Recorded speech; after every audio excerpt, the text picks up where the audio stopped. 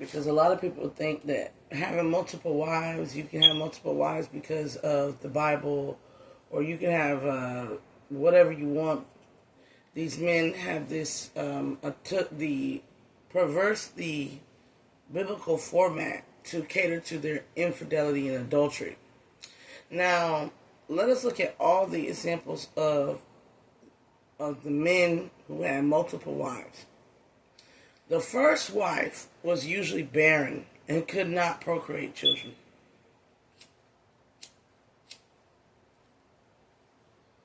If he had a second wife, it took him up to 14 years to obtain a second wife, in which he had to serve under her household.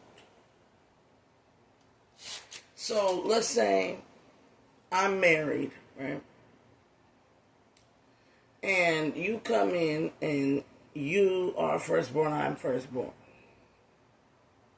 In order for you to have my sister, one whom I've known all my entire life, you would have to be of apprenticeship or take a job with our Father. And you have to learn his customs, his ways, his beliefs, and his God. And you have to devote yourself with or without wages for up to 20 years before you could obtain my sister as a wife. How many men you know would work 20 years before they get to entertain to touch a woman? For a woman. Most men don't want to work for nobody. They say they want something, they're going to sneak and get it. This is why you have these homes where these women, this woman is over here and her sister is married to her husband. And the kids is uncle siblings, cousin siblings.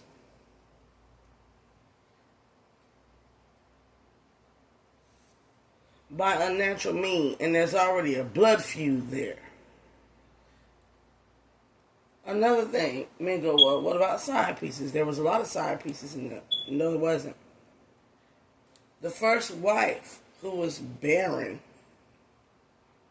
or if not, even if she wasn't barren, ordered her maid, who served by her side since all her life. So in order for you to be with any other woman outside of your marriage, your wife has to condone it. Her father has to condone it.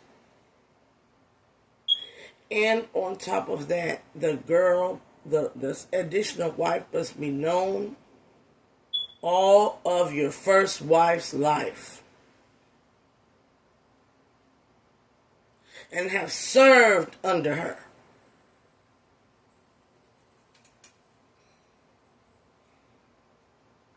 Now, why is it this way?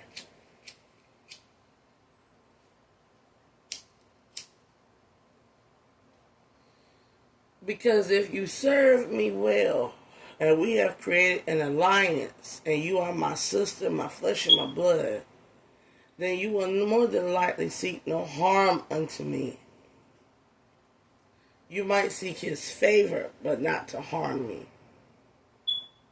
Because the bond that we have stems from birth. And if there is animosity, it will be easily forgiven. Because the bond that we have stems from birth. The same goes with the servant. When a servant comes in, she comes in and she caters to that woman she serves under. Her needs are above her own. The servant's puts the wife's needs or the girl's needs above her own. You understand? So therefore she looks out for her and it is her duty and her due diligence to do so. Loyalty and allegiance is what I'm talking about here. This is why when you look at Arab communities and other communities of polygamy, the women are argumentative. They're destructive. They are angry and bitter and raged. They're fighting each other and trying to kill each other. Because these men have used these holy statutes of the woman choosing the wife and the woman and her father making the decisions. Why the father? Because only the father of a daughter will protect his daughter with fearsome nature. Man, 9 times out of 10, your father is not going to let that man involve you in his corrupt, idolatrous, lustful desires.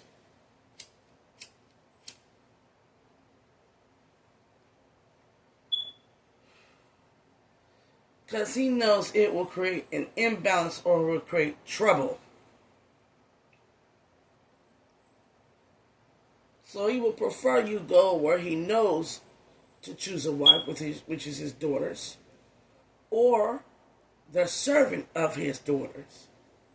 One that he has checked, trained, and ensured that they will serve and place their needs secondary to his daughters. And his God that governs him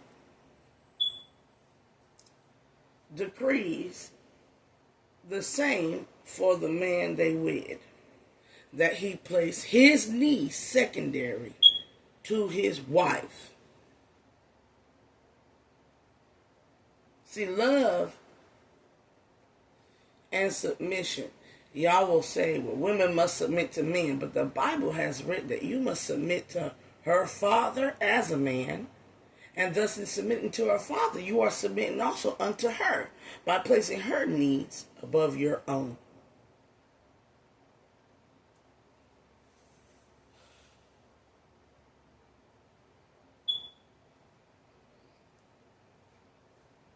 That's why every time a woman was hated in the Bible, like Leah was hated in the Bible, God opened her womb to produce more children and made the second wife barren until he learned how to not womanize for his own desirous beliefs. That whole dating low, that dating somebody that dating low because the other one you can't obtain. So you date somebody and sleep with somebody, sleep around like these men go out here. The one we really want we can't have, so we just date whatever. And we drag her into a commitment where we hate her.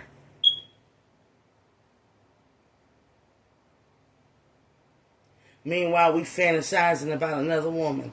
He did that so you can learn your lesson to be responsible of the person in your stead, in your keep.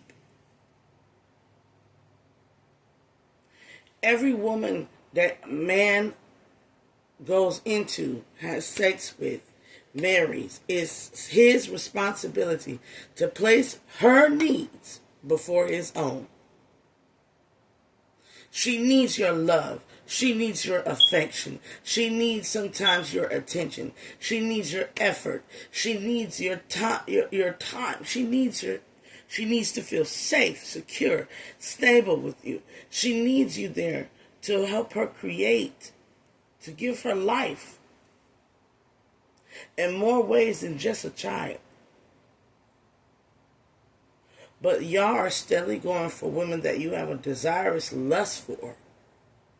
And then and leaving behind the women that you have already made a covenant or a commitment to, whether it be a child or a marriage or a promise.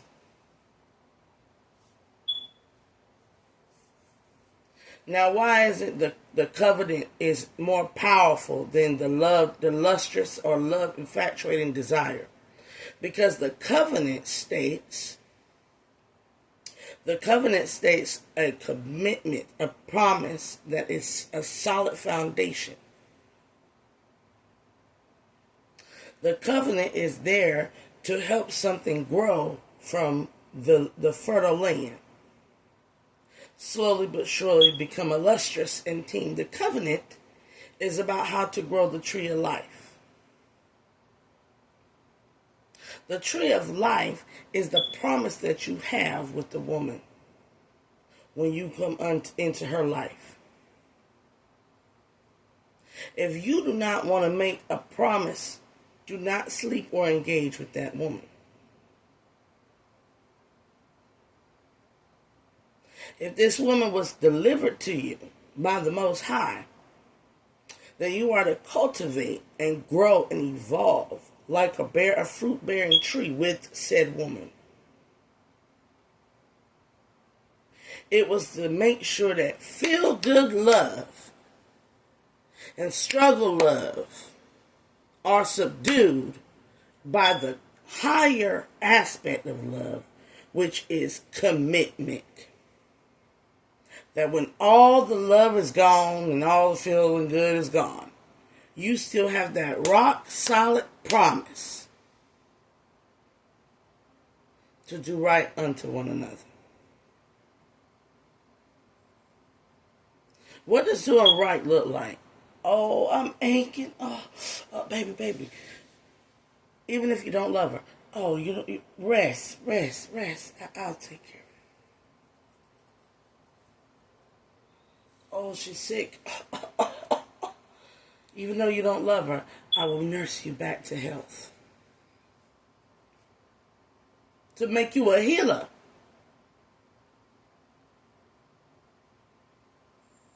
Even if she knows she don't love you, she does the same, that you don't love her, she'll do the same for you. To make her a healer. Why? Because God favors the healers. And God favors the givers. I'm going to leave it at that. Like, share, and subscribe.